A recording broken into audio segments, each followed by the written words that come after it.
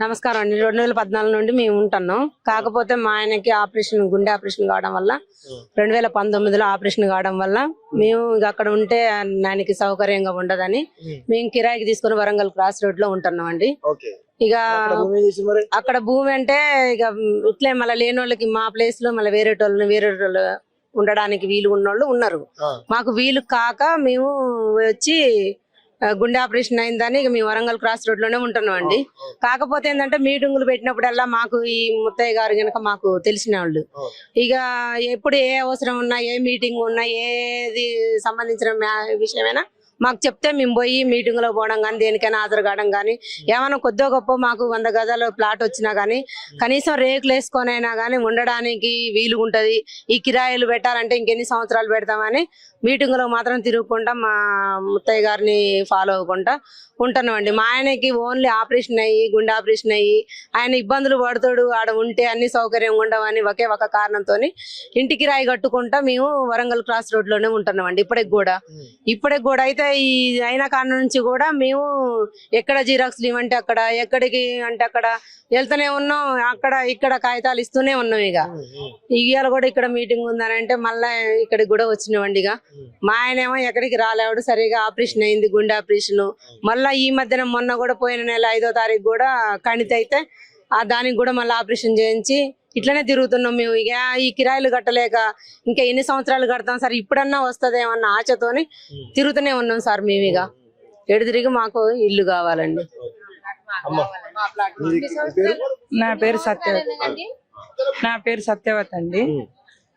మేము బోధాన భూమి కాడ ఉంటున్నాం. ఒక్కొక్కరం 10 లక్షలు పెట్టి కొంతమందిని కట్టుకున్నాం, కొంతమంది 2-3 లక్షలు పెట్టి కట్టుకున్న వాళ్ళు ఉన్నాం. ఇప్పుడు సొంతూరులో చిన్న చిన్న ప్లాట్లు ఉన్నాయి.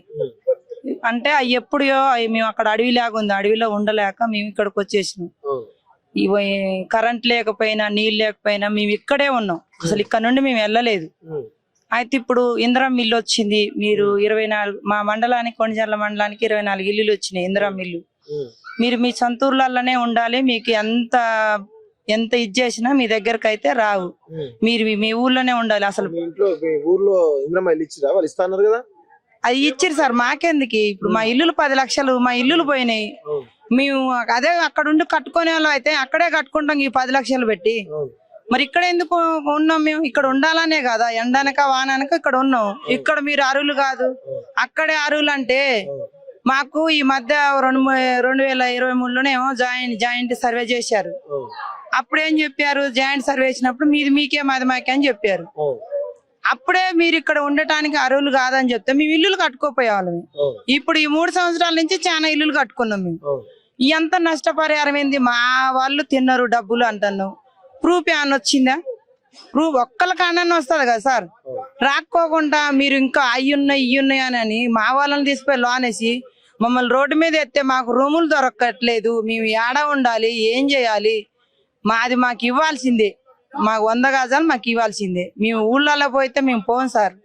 మేము 10 లక్షలు పెట్టి కట్టుకున్నాం ఇల్లు. ఊళ్ళో పోయి ఎట్టుంటాం సార్? అదే మేము ఆల్రెడీ మా ఊరు ఎంఆర్ఆని అడిగినాం, మేడం మేము ఇక్కడ కట్టుకోనైతే వాళ్ళైతే ఇక్కడే ఉంటాం కదా మేడం, మేము ఇక్కడ ఉండలేకనే మేము అక్కడికి పోయినాం. 10 సంవత్సరాల నుంచి మేము అక్కడే ఉంటున్నాం. ఎండ వచ్చినా, వాన వచ్చినా, కరెంట్ ఉన్నా లేకపోయినా మేము అక్కడే ఉంటున్నాం.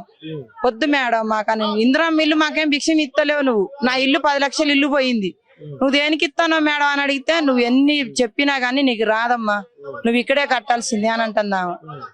అది మళ్ళీ ఒక వారం రోజులకు ఒకసారి, 2 వారాలకు ఒకసారి ఫోన్ చేస్తుంది. మీరు తీసుకుంటారా, క్యాన్సిల్ చేయాలన్నా అంటుంది. చేయండి మేడం, ఇప్పుడు ఇంత అయితే చేశారు, ఇంకా అది చేస్తేనే వస్తుందా, చేసుకోండి, క్యాన్సిల్ చేయండి అని చెప్పిన మేము. క్యాన్సిల్ చేయండి మేడం, మాకు వద్దు, మాకు ఏడైతే పోయిందో ఆడేయాలని మేము అంటాను. మాకు అదే కావాలి సార్. మా వాళ్ళని బయట తీసుకొస్తే అసలు మేము ఏం డబ్బులు ఇచ్చినామో ఏమీ లేదో, ఎవరెవరో డబ్బులు ఇచ్చి వాళ్ళు చెప్పించారు. మేము మా వాళ్ళ వరకు అయితే మేము చెప్పలేదు. వాళ్ళు డబ్బులు ఇచ్చి పేకోళ్ళని వాళ్ళు చెప్పించారేమో తప్ప మా వాళ్ళు అయితే మేము చెప్పలేదు. ఎందుకంటే మేము కష్టపడ్డాం, ఆడ మాకు తెలుసు ఎంత కష్టపడ్డాం, ఎన్ని డబ్బులు మేము మా సొంతంగా వాడుకున్నాం సార్. ఈ రోజు 4,000 రెంటు. ఆ రెంటోడి మీద కేసు పెడితే వాడు ఊరుకుంటాడా? రెంటు లేకుండా అయితే వాడు ఉంచట్లేదు కదా. మాకు రెంటు లేకుండా మేము నెలకు 200 నీళ్ళ బిల్లు కట్టుకోవడం తప్పేంది సార్? అది కేసా? అది మా వాళ్ళు తిన్నారా? మా సొంతంగా మేము వాడుకుంటున్నాం కదా. ఇవాళ 4,000 రెంటు, ఒక 500 కరెంట్ బిల్ వస్తుంది. ఆ రెంట్ నీకు కడతానంగా 500 కరెంట్ బిల్ ఎందుకు అని మేము అడిగితే వాళ్ళు ఊరుకుంటారా సార్? ఇప్పుడు మేము ఆ 200 కట్టినందుకు వాళ్ళు 200కి 2 లక్షల లీజ్ రాపిచ్చి 2 లక్షలు తిన్నారు 3 లక్షలు తిన్నారు అంటే దాని మీద ఏం రాసిందనే ప్రూఫ్ వస్తుంది కదా. మీరు సొంతంగా రాసి వాళ్ళని పెట్టడం కరెక్ట్ కాదుగా. మాకు ప్రూఫ్ ఇవ్వండి. మా వాళ్ళు తప్పు చేసిరు, నువ్వు తీసుకుపోయి ఇన్ని రోజులు అయింది. ఎవరి నిండా ఒకరి నుండి ఎన్ని ఆస్తులు సంపాదించారు ఎవరు నోరు మూస్తారు సార్? ఎవరో ఒక్కరు ఊళ్ళో చెప్తూనే ఉంటారు ఇన్ని ఆస్తులు సంపాదించారు. ఇంట్లో 4 ఉంటారు సార్. ఒక్క మనిషి పనికి పోతే 4 పోతారు. ఆ 4లో ఒకరు డబ్బులు ఖర్చు పెట్టినాం, 2-3 డబ్బులు వెనకేసుకుంటాం. పేదవాళ్ళని సార్ 100 రూపాయలు ఖర్చు పెట్టాలని 100 సార్లు ఆలోచిస్తాం. అట్లా మిగిలించుకుంటాం. నువ్వైతే మేమైతే ఒక నోరు కొట్టట్లేదు, మేము కష్టపడే కదా. వాటికి మీకు అన్ని ఉన్నాయని మేము కోట్లు అయితే లేవు సార్. మేము ఉండే ఒక ఎంత ఉన్నా ఎంత లేదని ఒక్కుంట స్థలమైన ఉంటది, ఒక 1 ఎకరం పొలమైన ఉంటది తప్ప ఎవ్వరికి కోట్లు సంపాదించిన వాళ్ళం కాదు. మేము కష్టపడి సంపాదించుకునే 311 మందికి పట్టాలు ఇచ్చి అంటున్నారు. దాని గురించి మీరేమంటారు అసలు? 311 మందిలో మేము లేదు సార్. ఇట్లా పేకు చెప్పి వాళ్ళ మీద కేసులు పెట్టిన వాళ్ళకి ఇచ్చారు కొంతమందికి. కొంతమంది మా వాళ్ళకి ఇచ్చారు, ఇలేదని మేము అనట్లేదు. కొంతమంది మా వాళ్ళకి ఇచ్చారు, కొంతమంది వేరే వాళ్ళకి ఇచ్చారు. మేమేమంటున్నాం అంటే మేము మా ఇల్లులు కూలిపోయినాయిగా. మేము ఎవరు ఉన్నది మా బజార్లో తెలుసుగా. మా బజార్లో మా బజార్లోకి 2 అనేది ఉంటది. మేము ఇప్పుడు 10 సంవత్సరాల నుంచి ఒక ఊర్లో ఉండే మనుషులు తెలియదా? ఒక్క ఊర్లో ఉన్న మా పక్కన ఎవరు ఉండేది తెలియదా? మా బజార్లో ఎవరు ఉండేది తెలియదా? మాకు తెలుసు. కొత్త వాళ్ళని తీసుకొస్తే వాళ్ళు మాస్కులు కట్టుకొని వచ్చి మీరు కొత్త వాళ్ళు అని చెప్తే మీ ప్లాట్లు రద్దు చేస్తామని మళ్ళీ మమ్మల్ని బ్లాక్ మెయిల్ చేస్తారు. మేము గుట్ట మీద పోతే వాళ్ళతో మాకు చెప్పిస్తారు. అసలు మీరు ఇయ్యటం ఎందుకు? మీరు దొంగలు కాదు, మీరు మంచోళ్ళే మేము అంటున్నాం. మీరు చెడు చేయలేదు, మాకు న్యాయం చేశారు. మా వాళ్ళు 1 లక్ష తిన్నారు 2 లక్షలు మీరు అంటారు కదా. మా 10 లక్షలు 20 లక్షలు ఇల్లులు పోయినాయి. వాళ్ళకి బాధ్యత ఏంది? వాటికి ప్రూఫ్ ఏంది సార్?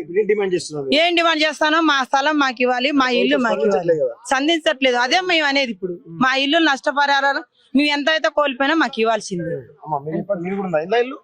ఉంది సార్. మాది మద్దులపల్లి మా అమ్మ వాళ్ళ ఊరిది. అయితే ముత్తయ్య గారు మాకు తెలిసిన ఆయన. మాకు ఇల్లు లేదు, వాకి లేదు, భూమి గట్ట ఏం లేదండి. ఆధార్ కార్డు ఇచ్చి చూసి కొట్టుకున్నా కూడా తెలుస్తుంది మాకు ఏముంది ఏం లేదు. అయితే మా అమ్మ వాళ్ళ ఊరు అనేసి ఆయన మీ లేని వాళ్ళని తెలిసి మాకు డబ్బులు ఆయన అంతగానో అసలు డబ్బులు కూడా కట్టించుకోలేదు మాతోటి. కొన్ని డబ్బులు 12,000 అంతే, 12,000 కట్టించుకొని అది కూడా ఖర్చుల కోసమే.